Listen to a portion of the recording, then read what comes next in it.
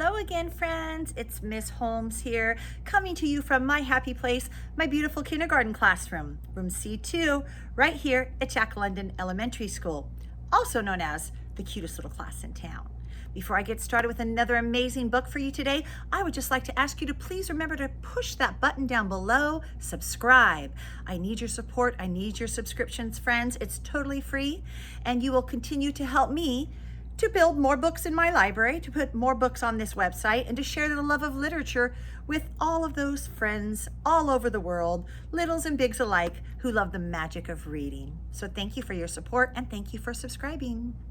Today I'm going to read another fall-themed book for you. I think this is going to be a big hit. I haven't read it yet in my class, but I will read it to my students tomorrow. It's titled Pippa, the Pumpkin Fairy. And what a beautiful fairy she is. And this book is written by Bugbird, and it's illustrated by Lara. And I always tell my students when we first are starting a new book to turn it over and look and see if there's a sneak peek on the back from the author. And there is. It says, Pippa, the Pumpkin Fairy. Pippa uses her special wand to make pumpkin lanterns with boo faces for the fairy's annual party. One year it all goes wrong for Pippa, but instead of telling the truth, she lets the other fairies believe that her lanterns will be the best ever. Soon everyone is talking about Pippa, but what will happen when the truth finally comes out? We're going to have to read this story to find out together, friends. We have some cute pumpkins there. Pippa, the Pumpkin Fairy. Written by Bugbird and illustrated by Lara.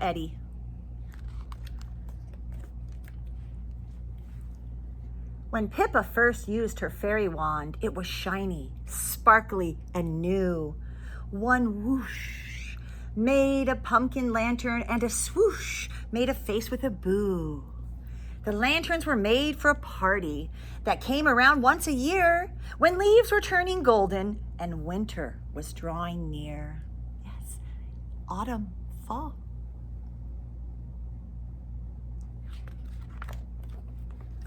But one year, Pippa was shocked when she waved her wand.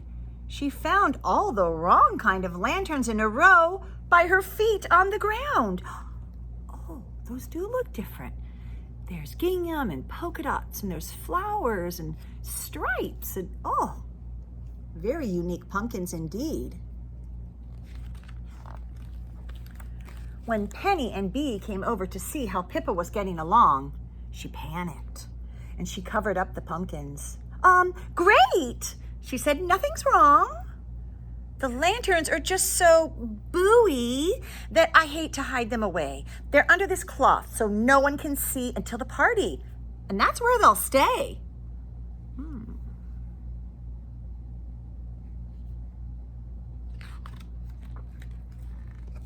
Promise, said Pippa. Promise you won't tell a soul. We must not spoil the surprise. They're the best I've ever made. You won't believe your eyes.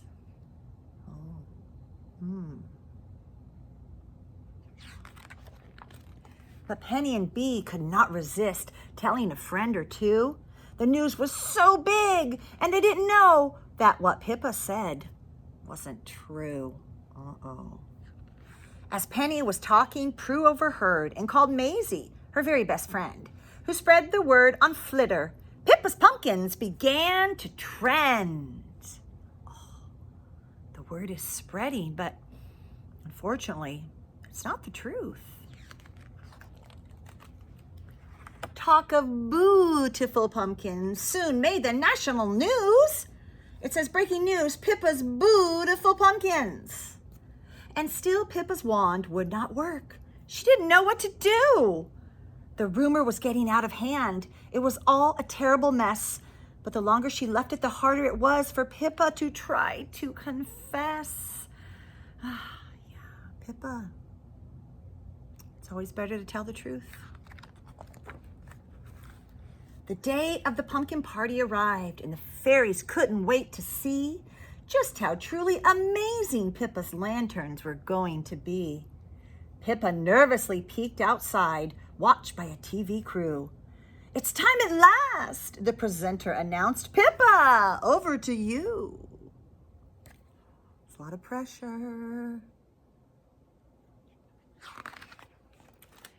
Then, all of a sudden, out of the blue, lightning cut through the sky. The fairies looked up as the rain poured down. They couldn't keep anything dry. Decorations were soggy and tables were wet.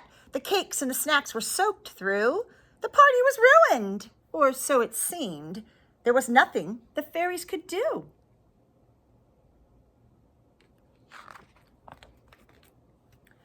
Pippa thought, it can't get worse.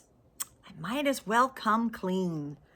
I'm sorry, she said, but I'm about to show the worst pumpkins you've ever seen.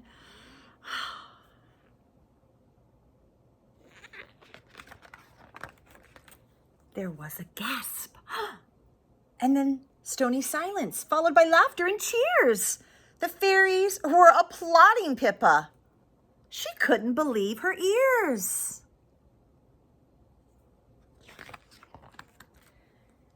Pippa's pumpkins weren't booey at all. They didn't have woo or wow, but their funny ha-ha faces, they were the best ever lanterns by far. Look how cute they are. And I love it that they have the polka dots and the flowers and the gingham checks and the stripes right here. I love that they're unique. They're really cool. I think the crowd agrees as well.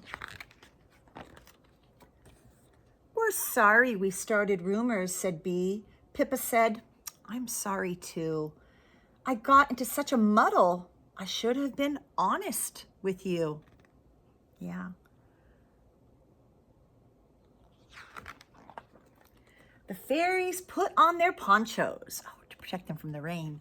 The rain wouldn't spoil their fun. By the light of the laughing lanterns, their party had just begun. Those beautiful lanterns laughing, lighting up the world. Now, if you're ever in fairyland when leaves turn gold from green, you'll find Pippa's pumpkin lanterns the funniest you've ever seen. And adorably cute too, if you ask me. Oh, that was a lovely story. I hope you enjoyed that fall story, Pippa, the Pumpkin Fairy. I'll be back with more fall stories for you, friends, so stay tuned.